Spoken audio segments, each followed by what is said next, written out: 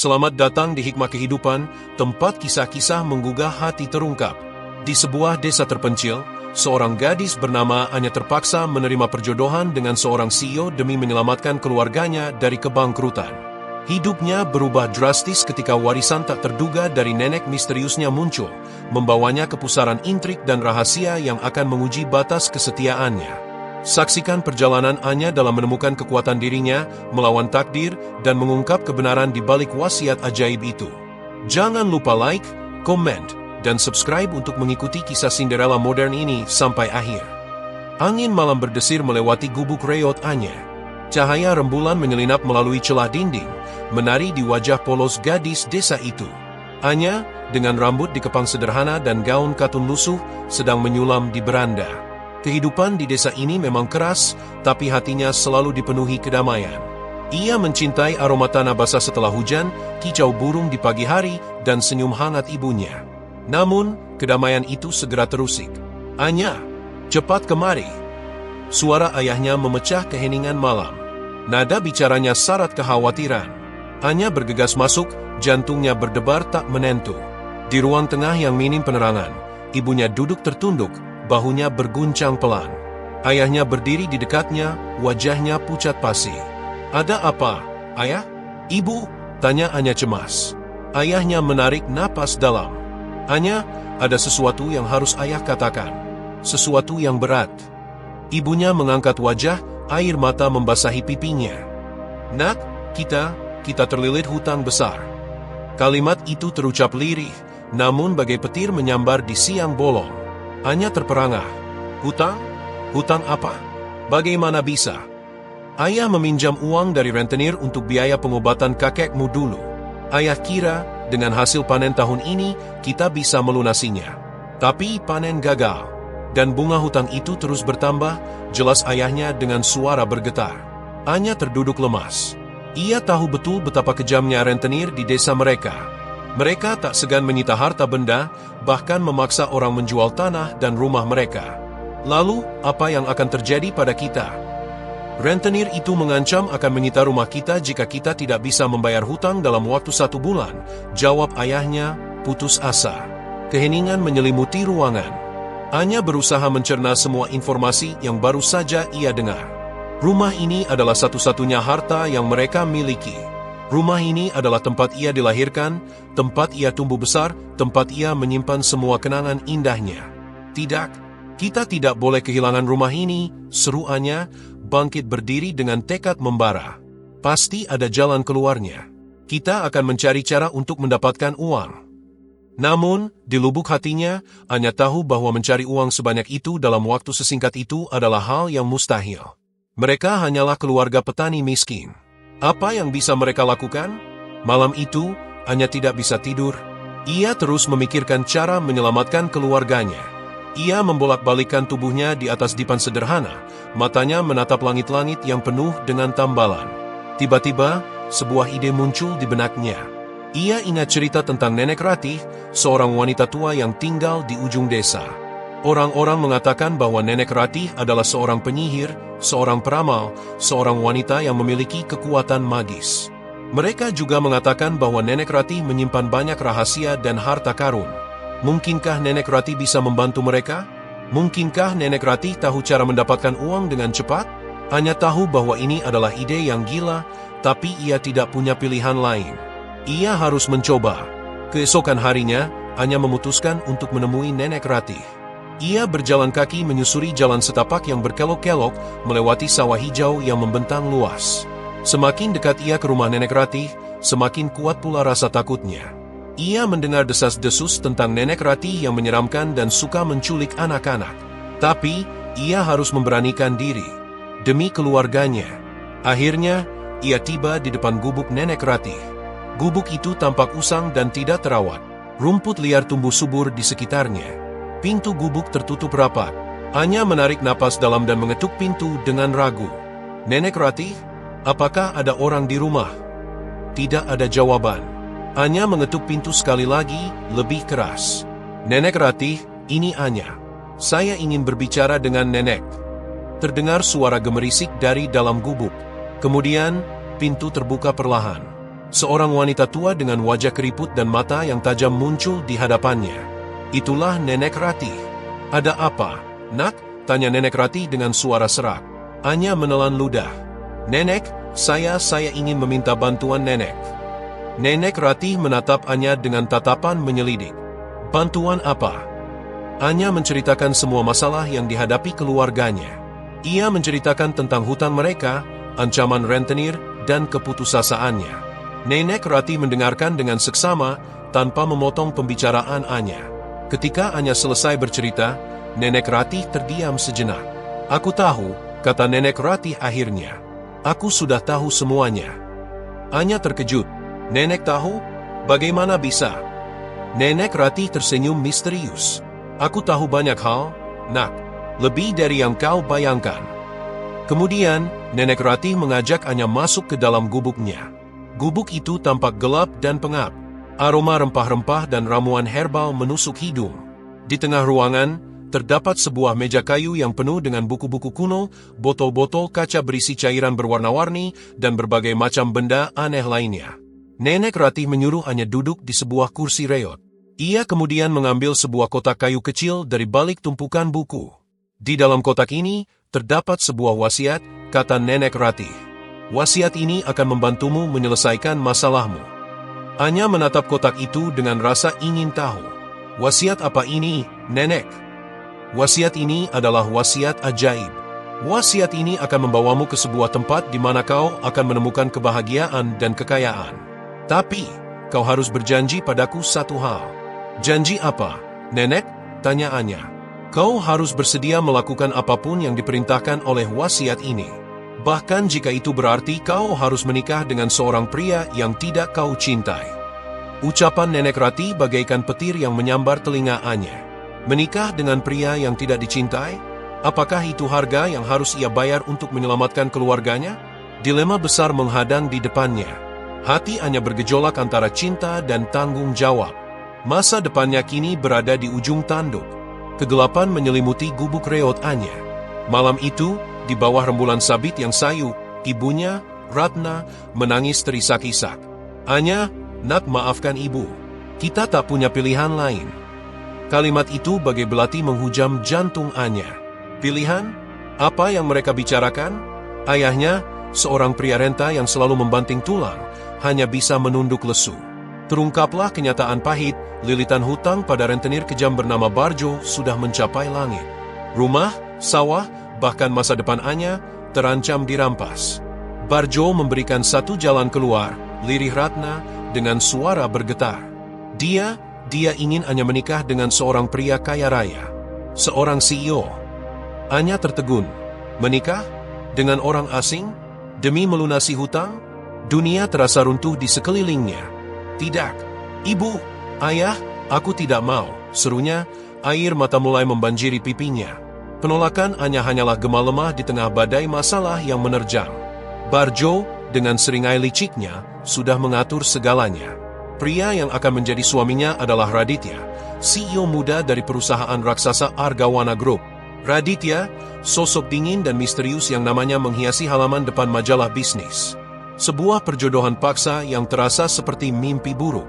Keesokan harinya, mobil mewah berwarna hitam legam berhenti di depan gubuk Anya. Seorang pria berpakaian rapi keluar. Bukan Raditya, melainkan seorang pengacara bernama Dharma.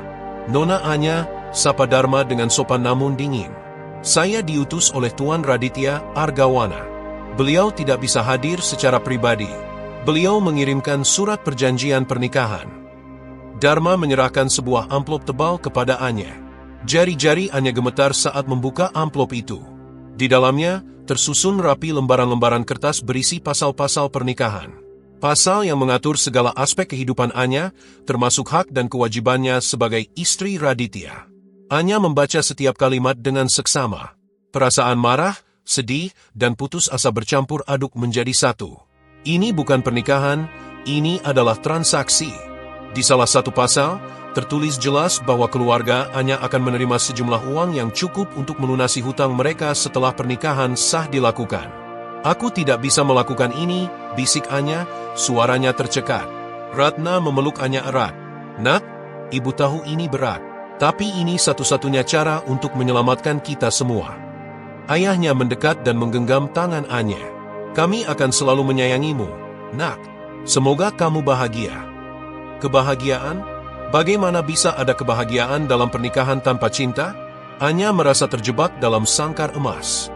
Dia dipaksa memilih antara kehormatannya dan keselamatan keluarganya.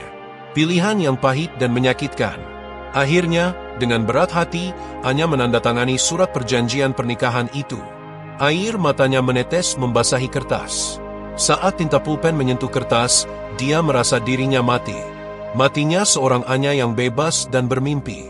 Lahirnya seorang istri bayaran yang terikat pada seorang CEO dingin dan misterius.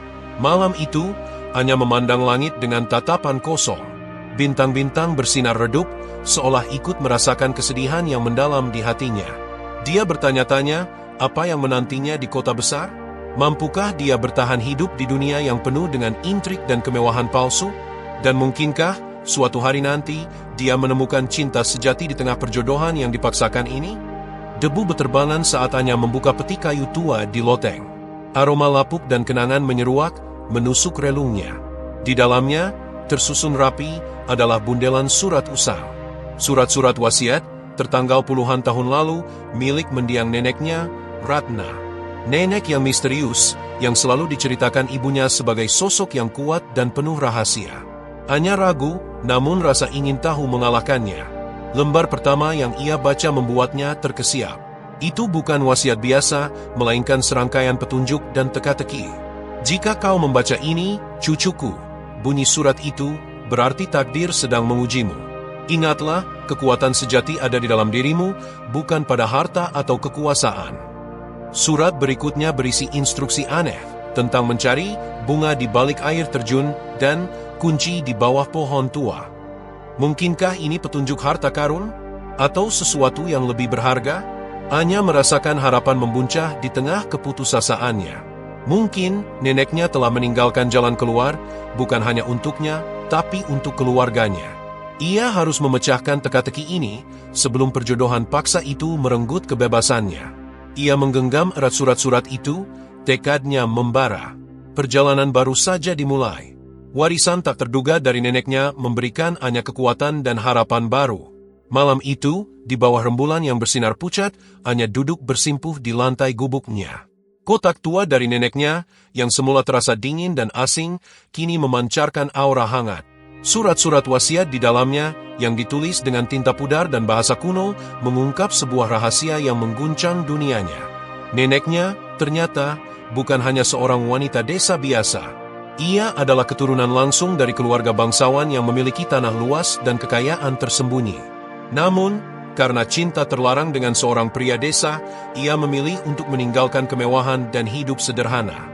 Sebelum meninggal, ia menyembunyikan harta warisannya, berharap suatu hari nanti cucunya akan menemukannya dan menggunakannya untuk kebaikan. Surat wasiat itu berisi petunjuk rumit tentang lokasi harta karun tersebut. Anya, dengan jantung berdebar kencang, mulai memecahkan kode-kode tersembunyi. Setiap petunjuk membawanya lebih dekat pada kebenaran, dan setiap kebenaran memberinya kekuatan baru untuk menghadapi perjodohan paksa yang menantinya. Bayangan wajah dingin CEO itu, Rafael, tiba-tiba muncul di benaknya. Pria itu, dengan kekuasaan dan kekayaannya, mungkin menganggap Anya hanyalah bidat dalam permainannya. Namun, sekarang Anya tahu bahwa ia memiliki sesuatu yang lebih berharga dari sekadar uang, warisan neneknya yang memberinya kekuatan untuk melawan. Keesokan harinya, Anya memutuskan untuk mengikuti petunjuk pertama dalam surat wasiat itu. Ia pergi ke hutan terlarang di dekat desa, tempat neneknya sering bercerita tentang keajaiban alam. Di sana, di bawah pohon oak raksasa yang usianya ratusan tahun, ia menemukan sebuah batu bertuliskan simbol-simbol aneh. Simbol ini, aku pernah melihatnya di buku harian nenek, gumam Anya mencoba mengingat-ingat. Ini pasti kuncinya. Dengan hati-hati, Anya menyalin simbol-simbol itu ke selembar kertas. Kemudian, ia kembali ke gubuknya dan membuka kembali kotak tua itu. Di antara surat-surat wasiat, ia menemukan sebuah buku harian usang yang berisi gambar-gambar dan catatan-catatan neneknya. Berjam-jam Anya habiskan untuk meneliti buku harian itu, membandingkan simbol-simbol di batu dengan gambar-gambar di buku. Akhirnya, ia menemukan sebuah halaman yang berisi penjelasan tentang arti simbol-simbol tersebut. Setiap simbol mewakili sebuah langkah, Anya membaca dengan suara bergetar. Langkah-langkah menuju harta karun yang tersembunyi. Dengan bantuan buku harian itu, Anya berhasil memecahkan kode simbol-simbol di batu. Petunjuk pertama membawanya ke sebuah air terjun tersembunyi di balik hutan. Di sana, di balik tirai air yang deras, ia menemukan sebuah gua kecil. Gua itu gelap dan lembab, dengan bau tanah yang menyengat. Anya menyalakan obor dan masuk ke dalam gua. Dinding-dinding gua dihiasi dengan lukisan-lukisan kuno yang menggambarkan kehidupan nenek moyangnya. Di ujung gua, Anya menemukan sebuah peti kayu yang terkunci. Peti itu dihiasi dengan ukiran-ukiran rumit yang menggambarkan simbol-simbol yang sama dengan yang ada di batu. "Ini dia," bisik Anya dengan tangan gemetar. "Harta karun nenek." Anya mencoba membuka peti itu, tetapi kuncinya hilang. Ia mencari-cari di sekitar gua, tetapi tidak menemukan apapun. Akhirnya, ia menyadari bahwa kuncinya pasti tersembunyi di suatu tempat di dalam buku harian neneknya.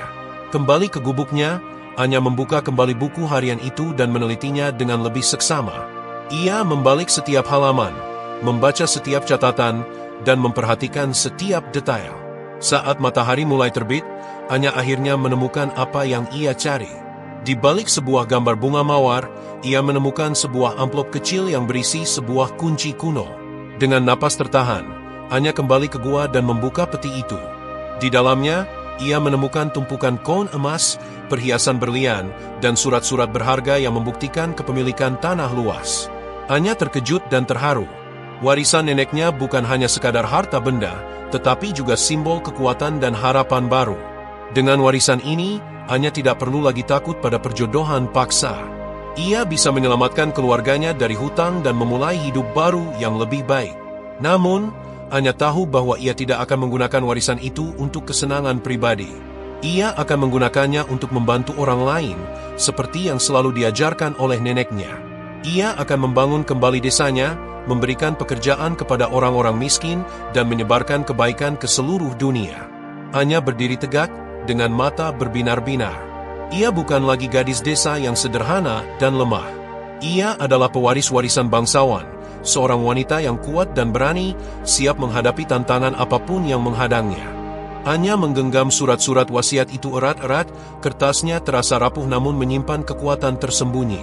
Warisan dari neneknya, seorang wanita yang nyaris tak dikenalnya, adalah kunci.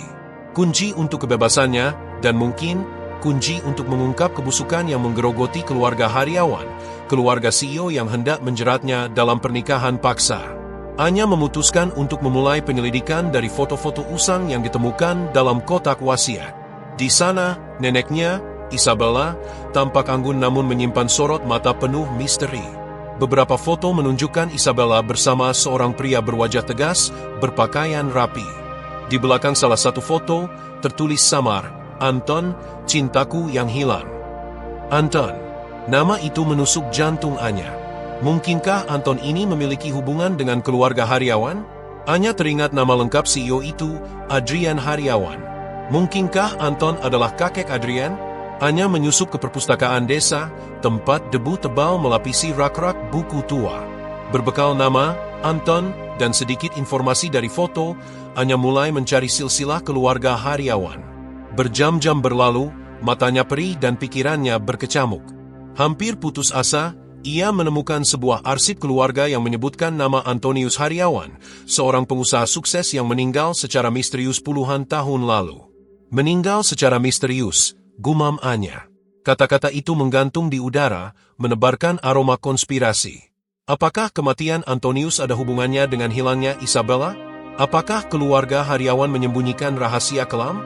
Dengan jantung berdebar, Anya mengunjungi makam keluarga Hariawan di pemakaman desa. Di sana, di antara nisan-nisan megah, ia menemukan nisan Antonius Hariawan. Tanggal kematiannya terpaut beberapa tahun dari hilangnya Isabella. Di bawah nisan Antonius, terdapat nisan kosong bertuliskan Isabella. Air mata menggenang di pelupuk mata Anya. Neneknya, Isabella, menghilang setelah kematian Antonius.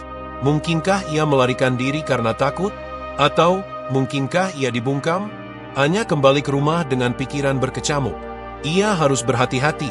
Keluarga Haryawan jelas memiliki sesuatu untuk disembunyikan, dan mereka tidak akan segan-segan melakukan apapun untuk melindungi rahasia mereka. Keesokan harinya, Anya memberanikan diri menemui seorang mantan karyawan Haryawan Corp yang dipecat secara tidak adil beberapa tahun lalu. Pria itu, Pak Budi, awalnya enggan berbicara, namun setelah hanya menunjukkan foto Isabella dan menceritakan kecurigaannya, Pak Budi mulai membuka diri. "Isabella? Saya ingat wanita itu," kata Pak Budi dengan suara bergetar. "Dia sering mengunjungi Antonius Haryawan di kantor. Mereka sangat dekat. Tapi kemudian, Antonius meninggal dan Isabella menghilang. Ada desas-desus tentang perseteruan keluarga, perebutan kekuasaan, hal-hal kotor." Pak Budi melanjutkan, "Setelah kematian Antonius, perusahaan dikendalikan oleh putranya, Bram Haryawan, ayah Adrian. Bram adalah pria yang kejam dan ambisius. Dia tidak akan membiarkan siapapun menghalangi jalannya." Kata-kata Pak Budi bagaikan petir menyambar. Bram Haryawan, dialah dalang di balik semua ini. Dia membungkam Isabella, dan sekarang, cucunya, Adrian, mencoba menjerat Anya dalam pernikahan paksa untuk mengamankan kekuasaan mereka. Anya merasa ngeri dan marah. Ia tidak akan membiarkan dirinya menjadi korban. Ia akan mengungkap kebenaran, membongkar kebusukan keluarga Haryawan, dan membalaskan dendam neneknya, Isabella. Malam itu, Anya menyelinap ke rumah besar Haryawan. Dengan berbekal keberanian dan sedikit informasi dari Pak Budi, ia mencari ruang kerja Bram Haryawan. Ia tahu, di sanalah rahasia-rahasia itu tersimpan. Setelah berhasil menghindari penjaga, Anya menemukan ruang kerja itu. Debu tebal menyelimuti ruangan, menandakan bahwa tempat itu jarang disentuh. Anya mulai mencari, membuka laci, dan memeriksa dokumen-dokumen tua. Ia menemukan catatan keuangan yang mencurigakan, surat-surat ancaman, dan sebuah foto Isabella. Di belakang foto itu, tertulis, "Kau tidak akan pernah bisa melupakan aku, Bram." Tiba-tiba, Anya mendengar langkah kaki mendekat. Jantungnya berdebar kencang. Ia harus bersembunyi. Dengan cepat, ia bersembunyi di balik tirai besar, berharap tidak ada yang menemukannya. Pintu terbuka, dan Bram Haryawan masuk. Ia tampak tua dan lemah, namun sorot matanya masih menyimpan kekejaman yang sama. Ia berjalan ke meja kerjanya, membuka sebuah laci rahasia, dan mengeluarkan sebuah kotak kecil. Anya mengintip dari balik tirai. Bram membuka kotak itu, dan di dalamnya tergeletak sebuah kalung perak dengan liontin berbentuk hati. Kalung itu sama persis dengan yang dipakai Isabella di foto-foto usang. Bram menggenggam kalung itu erat-erat, air mata mengalir di pipinya. "Isabella, maafkan aku," bisiknya lirih. "Aku melakukan ini untuk keluarga." Anya terpaku. Apakah Bram menyesal? Apakah ia mencintai Isabella? Tiba-tiba, lampu di ruangan itu padam. Ruangan menjadi gelap gulita. Anya mendengar suara Bram berteriak, lalu suara benda jatuh. Anya keluar dari persembunyiannya. Di lantai, Bram Haryawan tergeletak tak bergerak. Di tangannya masih tergenggam kalung Isabella. Seseorang telah membunuh Bram Haryawan. Anya tahu permainannya baru saja dimulai. Dan Anya, harus mengungkap kebenaran sebelum ia menjadi korban berikutnya. Anya berdiri di persimpangan jalan, hatinya tercabik antara dua pilihan pahit. Di satu sisi, perjodohan dengan Adrian, CEO dingin dan berkuasa, menawarkan jalan keluar bagi keluarganya dari jeratan hutang. Pernikahan ini, meski tanpa cinta, adalah pengorbanan yang bisa menyelamatkan masa depan mereka. Namun, di sisi lain, warisan wasiat neneknya, Amara, membukakan tabir rahasia kelam keluarga Adrian, serta benih cinta yang mulai tumbuh di hatinya untuk seorang pria lain, seorang seniman bernama Rian. Anya menggenggam erat kalung peninggalan neneknya, permata safir yang terasa hangat di telapak tangannya. Kalung itu seolah berbisik, mengingatkannya akan kekuatan dan keberanian Amara, seorang wanita yang memilih jalannya sendiri meski di tengah badai. Anya teringat kata-kata dalam surat wasiat itu. "Jangan biarkan siapapun merenggut kebahagiaanmu, Anya. Kebenaran akan selalu menemukan jalannya." Suara ketukan di pintu membuyarkan lamunannya. Ibunya, Liana, masuk dengan wajah cemas. "Anya, Adrian sudah datang. Dia menunggumu di ruang tamu," ucapnya lirih. Nak, ibu tahu ini berat, tapi kita tidak punya pilihan lain. Air mata mengalir di pipi Liana. Anya memeluk ibunya erat. Ibu, aku mengerti. Tapi, aku tidak bisa menikah dengan Adrian tanpa tahu kebenaran tentang keluarganya. Aku harus tahu apa yang sebenarnya terjadi pada Nenek Amara. Liana terdiam, raut wajahnya berubah. Anya, jangan ikut campur urusan masa lalu. Itu terlalu berbahaya. Adrian adalah pria yang berkuasa, dia bisa menghancurkan kita semua. Anya melepaskan pelukannya dan menatap ibunya dengan tekad. Justru karena itu, Ibu, aku tidak akan membiarkan mereka menyakiti kita lagi. Aku akan mengungkap kebenaran, apapun risikonya. Anya melangkah menuju ruang tamu, jantungnya berdebar kencang. Adrian berdiri di dekat jendela, membelakanginya. Pria itu tampak gagah dengan setelan jas mahalnya. Ia menoleh saat Anya mendekat. Anya, kau sudah siap? Tanyanya datar. Anya menarik napas dalam-dalam. Adrian, sebelum aku menjawab, ada yang ingin aku tanyakan. Tentang Nenek Amara. Apa yang sebenarnya terjadi padanya? Adrian membeku. Ekspresi wajahnya yang dingin tiba-tiba berubah menjadi tegang. Amara, aku tidak tahu apa yang kau bicarakan. Dia sudah lama meninggal, jawabnya dengan nada acuh tak acuh. Jangan berbohong padaku, Adrian. Aku tahu dia bukan hanya seorang wanita tua biasa. Dia adalah nenekku, dan dia memiliki hubungan dengan keluargamu. Aku menemukan surat-surat wasiatnya, aku tahu tentang rahasia ini. Anya meninggikan suaranya. Adrian mendekat, tatapannya mengancam. Kau mencari masalah, Anya. Lupakan saja masa lalu itu. Pernikahan ini akan menyelamatkan keluargamu, jangan bodoh. Ia meraih tangan Anya, mencengkeramnya erat. Anya berusaha melepaskan diri. Lepaskan aku, Adrian. Aku tidak akan menikah denganmu sampai aku tahu kebenarannya. Tiba-tiba, suara berat menginterupsi mereka. Lepaskan dia, Adrian. Rian, sang seniman, berdiri di ambang pintu, matanya berkilat marah. Anya terkejut melihatnya di sana. Adrian mendengus. Apa yang kau lakukan di sini, Rian? Ini bukan urusanmu. Rian melangkah maju, menghampiri Anya. Ini adalah urusanku, Adrian. Anya tidak akan menikah denganmu. Ketegangan di ruangan itu semakin memuncak. Anya berdiri di antara dua pria, terjebak dalam pusaran cinta, rahasia, dan bahaya. Pilihan ada di tangannya. Menikah dengan Adrian dan menyelamatkan keluarganya, atau memperjuangkan cintanya pada Rian dan mengungkap kebenaran tentang masa lalu yang kelam. Anya tahu, apapun pilihannya, akan mengubah hidupnya selamanya. Anya menarik napas dalam-dalam, jantungnya berdebar kencang. Pilihan telah dibuat. Di hadapannya, terbentang dua jalan, kepatuhan yang membungkam atau kebenaran yang membebaskan. Cahaya senja menembus jendela, menerangi wajahnya yang kini dipenuhi tekad. Aku tidak bisa, bisiknya, suaranya bergetar namun mantap. Kata-kata itu ditujukan kepada ibunya, wanita yang wajahnya kini pucat pasi karena ketakutan. Aku tidak bisa menikahi Daniel. Aku tidak akan menjadi alat untuk melunasi hutang, bukan juga sandera dalam konspirasi ini. Ibu Anya terisak. Anya, apa yang kau katakan? Kau akan menghancurkan kita semua. Tuan Richard, dia tidak akan tinggal diam. Justru itu, Ibu, jawab Anya, matanya berkilat. Dia tidak akan tinggal diam karena aku akan membuka semua kedoknya. Warisan nenek, itu bukan hanya sekadar harta. Itu adalah kunci. Kunci untuk mengungkap kebenaran tentang keluarga Richard, tentang bagaimana mereka menjerat keluarga kita dalam hutang. Anya menceritakan semua yang telah ia pelajari dari surat-surat wasiat nenek, tentang keterkaitan Richard dengan bisnis gelap dan bagaimana ia sengaja memanipulasi keuangan keluarga mereka.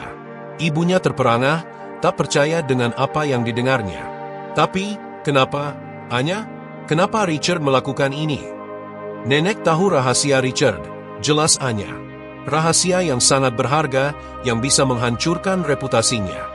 Richard pasti takut rahasia itu terbongkar, dan ia menggunakan kita sebagai pion dalam permainannya. Anya memutuskan untuk bertindak. Dengan warisan nenek, ia menyewa seorang pengacara handal, seorang wanita bernama Renata, yang dikenal karena keberaniannya membela kebenaran.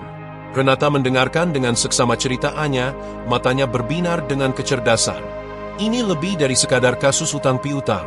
kata Renata setelah Anya selesai bercerita. Ini adalah konspirasi yang terorganisir dengan rapi. Kita harus berhati-hati. Langkah pertama mereka adalah mengumpulkan bukti. Anya, dengan bantuan sahabatnya, Bima, mulai menyelidiki lebih dalam bisnis Richard. Mereka menemukan catatan transaksi mencurigakan, transfer dana ke rekening-rekening gelap di luar negeri, dan saksi yang bersedia bersaksi melawan Richard. Namun, Richard tidak tinggal diam. Ia mengirim orang untuk mengintimidasi Anya, mengancam keluarganya jika ia tidak menghentikan penyelidikannya. Anya tidak gentar. Ia tahu ia berada di jalan yang benar, meskipun berbahaya. Suatu malam, Anya dan Bima disergap dalam perjalanan pulang. 2 orang bertubuh besar menghadang mobil mereka, memaksa mereka keluar. "Cukup sudah, Anya," bentak salah satu dari mereka. "Hentikan penyelidikanmu, atau kau akan menyesal." "Aku tidak akan menyerah," jawab Anya, suaranya bergetar namun tegas. "Kebenaran akan terungkap." Perkelahian tak terhindarkan. Bima mencoba melindungi Anya, namun ia kewalahan oleh jumlah penyerang. Anya sendiri tidak tinggal diam. Ia menggunakan semua yang ia pelajari dari bela diri untuk melawan. Tiba-tiba, sebuah mobil berhenti di dekat mereka. Seorang pria keluar dari mobil, wajahnya tertutup bayangan. Pria itu mendekat dan menyerang para penyerang dengan gerakan cepat dan mematikan. Dalam hitungan detik, kedua preman itu terkapar di tanah. Pria itu berbalik, dan Anya terkejut melihat wajahnya. Itu Daniel, CEO yang seharusnya menjadi suaminya. "Daniel," bisik Anya, tak percaya. Daniel menatapnya dengan tatapan yang sulit diartikan. "Aku tahu apa yang Richard lakukan," katanya. "Aku sudah lama mencurigainya. Aku ingin membantumu." Pengakuan Daniel membuat Anya bingung. Apakah Daniel benar-benar tulus? Atau ini hanya bagian dari permainan Richard? Anya tahu ia harus berhati-hati. Ia tidak bisa mempercayai siapapun, setidaknya belum. "Kenapa kau melakukan ini?" tanya Anya, curiga. Karena aku tidak ingin kau menjadi korban," jawab Daniel. "Dan karena aku tidak ingin keluarga kita hancur karena keegoisan ayahku." Dengan bantuan Daniel, Anya dan Renata berhasil mengumpulkan bukti yang cukup untuk menjerat Richard. Mereka membawanya ke polisi dan Richard pun ditangkap atas tuduhan penipuan, penggelapan, dan konspirasi. Di pengadilan, Anya bersaksi dengan berani menceritakan semua yang telah terjadi. Richard mencoba menyangkal, namun bukti-bukti yang diajukan Anya terlalu kuat. Richard dinyatakan bersalah dan dijatuhi hukuman penjara yang panjang. Keluarga Anya akhirnya terbebas dari jeratan hutang. Mereka bisa memulai hidup baru tanpa rasa takut dan tekanan. Anya telah membuat keputusan yang berani mengubah takdirnya dan menyelamatkan keluarganya.